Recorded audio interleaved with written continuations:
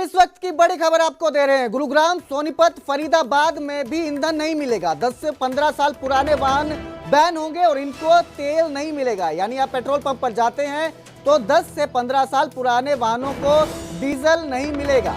ये बड़ी खबर आपको दे रहे हैं इस वक्त की। 15 साल से पुराने पेट्रोल वाहनों को भी डीजल नहीं मिलेगा, पेट्रोल नहीं मिलेगा। पुरानी गाड़ियां सड़क पर दिखी तो कार्रवाई की जाएगी। आरटीओ विभाग ने लगभग 5 लाख वाहनों को चिन्हित किया है। 1 नवंबर से आदेश लागू होगा। तो आपको बता दें, बड़ी खबर इस वक्त की जो आ रही है, अब दिल्ली के बाद हरियाणा में भी पुराने वाहन बैन हो जाएंगे। यानी कि अब जो है इन्हें तेल नहीं दिया जाएगा। पेट्रोल पंप पर अगर आप अपने पुराने वाहन लेकर जाते हैं तो 10 साल पुरानी डीजल गाड़ी और 15 साल पुरानी पेट्रोल गाड़ी को तेल नहीं मिलेगा, पेट्रोल नहीं दिया जाएगा, डीजल नहीं दिया जाएगा। आरटीओ विभाग ने लगभग 5 लाख वाहनों को चिन्हित किया है। 1 नवंबर से यह आदेश लागू होगा। Commission for air quality new Delhi की तरफ से यह आदेश जारी किया गया है। इस खबर पर ज्यादा जानकारी के लिए मेरे सहयोगी अनिल राठी मेरे साथ जुड़े हैं। अनिल, ये जो खबर आ रही है दिल्ली के बाद अब हरियाणा में भी जो पेट्रोल और डीजल वाहन है, पुराने वाहन है 10 से 15 साल, इनको तेल नहीं मिलेगा। इस मामले में क्या अपडेट और क्या असर इसका देखने को मिल सकता है? बिल्कुल, देखिए कुलदीप, बता दें कि पूरे दिल्ली के बाद दिल्ली में जो है वो 1 जुलाई से ये रूल जो है वो लागू हो चुका है। पूरे तरीके से 10 साल और 15 साल पुराने वाहन जो है पूरे तरीके से बंद हैं। लेकिन 1 नवंबर से दिल्ली एनसीआर के लगते हुए सोनीपत की बात करी जाए, चाहे गुरुग्राम की बात करी जाए, चाहे फरीदाबाद की बात करी जाए, तीनों जिलों में जो है वो पूरे तरीके से वाहनों पर जो है वो रोक लगने जा रही है। चाहे फिर वो सरकारी वाहन हो, चाहे फिर वो गैर सरकारी वाहन हो। इसको लेकर के जो है वो आरटीओ विभाग और जिला जो डीसी हैं विक्रम सिंह, उनकी अध्यक्षता में एक बैठक हुई है, जिसमें कि ये डाटा निकाला गया है कि लगभग कितने ऐसे वाहन हैं जो कि 10 साल और 15 साल पुराने वाहन हैं। उसमें जो है वो लगभग 5 लाख के आसपास फरीदाबाद से जो है वो ऐसे वाहन निकले हैं, जिसमें कि सरकारी भी वाहन हैं और गैर सरकारी वाहन भी हैं, जो कि पूरे तरीके से 1 तारीख को बंद हो जाएंगे। उसके पश्चात तमाम पेट्रोल पंपों पर जो है वो एक सूचना दे दी जाएगी कि इस डिजिट की गाड़ियों को, इस सीरीज की गाड़ियों को जो है वो डीजल और पेट्रोल नहीं मिलेगा। यदि उसके बावजूद भी वो गाड़ियां रोड पर दिखती हैं तो पूरे तरीके से उनके खिलाफ सख्त कार्रवाई भी जो है वो अमल में लाई जाएगी आरटीओ विभाग की तरफ से भी। जी, जैसे गाड़ियां अगर रोड पर दिखती हैं तो उन पर कार्रवाई की जाएगी, लेकिन अगर कोई पेट्रोल पंप इस तरह से पेट्रोल या डीजल देता है, इन गाड़ियों को मिलता है, उस पर क्या कार्रवाई की जाएगी? इसको लेकर भी कोई आदेश जारी हुए हैं? जी बिल्कुल कुलदीप जी, देखिए उसी चीज को लेकर के जो है वो मीटिंग की गई है। अब ये तमाम जो लिस्ट है, वो डाटा जो है वो उन पेट्रोल पंपों के पास पहुंच जाएगा कि इस सीरीज की गाड़ी जो कि इतने साल पुरानी गाड़ी है, उनको जो है वो ना तो पेट्रोल दिया जाएगा, ना ही डीजल दिया जाएगा।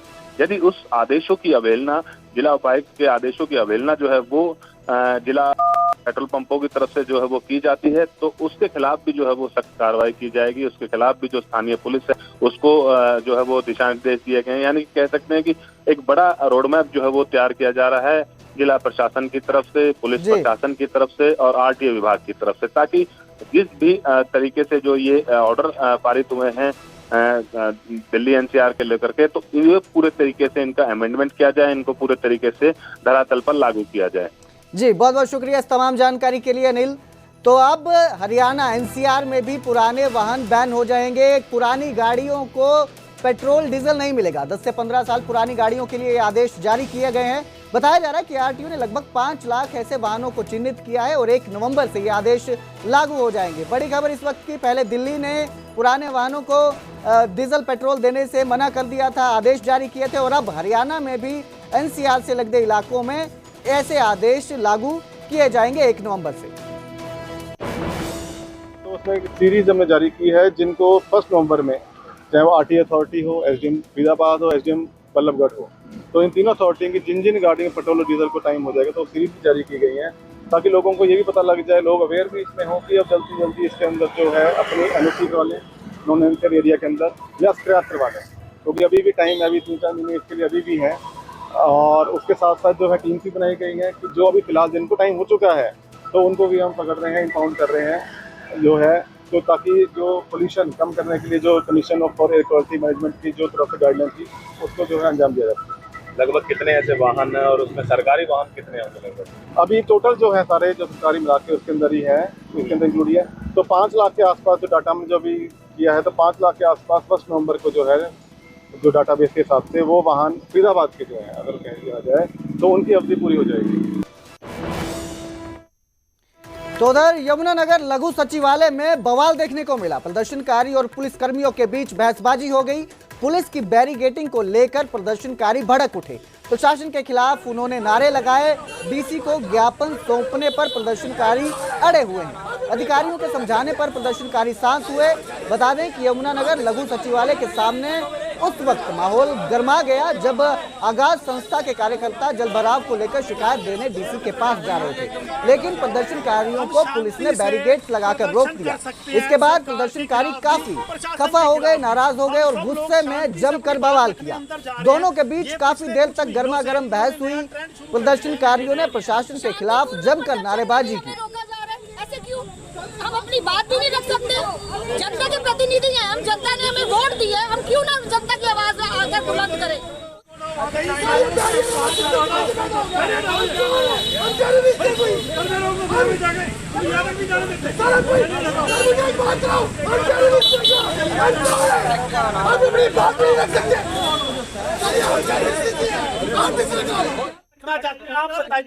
संविधान ने हमें ये अधिकार दिया, हम शांति से प्रदर्शन कर सकते हैं, सरकार के खिलाफ भी, प्रशासन के खिलाफ भी। हम सब लोग शांति से अपनी बात रखने अंदर जा रहे हैं।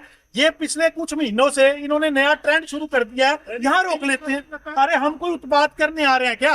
अपना ज्ञापन देने आ रहे हैं शांति से। मतलब ये जनता को एक तरीके से ना एहसास कराना चाहते हैं कि हम तुम पे हमारे, हम जनता के नौकर हैं संविधान के हिसाब से, लेकिन बिहेव ये ऐसे करते हैं जैसे हमारे मालिक हो। तो उधर करनाल के प्रतिमपुरा में नगर निगम की बड़ी कार्रवाई देखने को मिली। गंदे पानी की ड्रेन पर वर्षों से लोगों ने कब्जा कर रखा था, लेकिन अब कोर्ट के आदेश के बाद नगर निगम ने अतिक्रमण हटाने की मुहिम शुरू कर दी है। जेसीबी लेकर टीम वहां पहुंची और कई मकानों की दीवारें और लेंटर गिरा दिए। कार्रवाई के दौरान भारी हंगामा हुआ, लेकिन नगर निगम की टीम पीछे नहीं हटी। निगम के पटवारी ने साफ कहा कि ये जमीन नगर निगम की है और आगे भी जहां कब्जा होगा वहां इसी तरह की कार्रवाई की जाएगी। तो ये जमकर आपको बवाल देखने को मिला, हंगामा हुआ। नगर निगम की जो ये एक्शन था उसको लेकर लोगों में रोष भी देखने को मिला, लेकिन अतिक्रमण हटाने के लिए जो मुहिम शुरू की गई थी उसके तहत टीम ने कई मकानों की दीवारें और लेंटर गिराए और कहा कि आगे भी ऐसा कब्जा कोई करता है तो उसके खिलाफ इसी तरह की कार्रवाई की जाएगी।